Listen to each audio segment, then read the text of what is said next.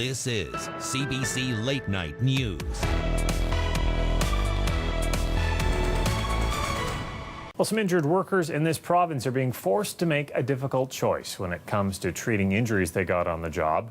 Take potentially addictive cocktails of opioids and have the costs covered, or pay for medical marijuana out of their own pockets.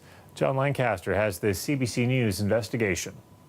To me, it was very dangerous stuff, and it was like pretty well controlling my life.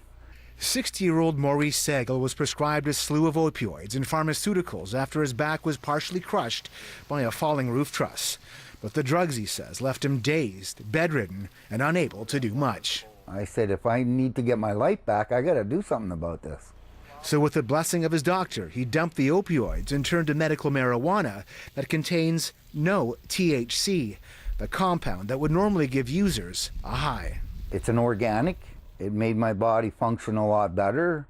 You know, it did a lot of things. Segal says Ontario's Workplace and Safety Insurance Board was happy to pick up the tab for the opioids, but they refused to pay a dime for medical marijuana. It's a common theme, according to David Newberry, who advocates for injured workers. You often end up with these sort of absurd scenarios where the WSIB is happy to pay for opiates and antidepressants that are not effective, that the worker doesn't want to take, and are in fact more expensive than the alternative use of medical marijuana. No, I don't use it no more. Robert Vachon's back was racked by years of manual labor.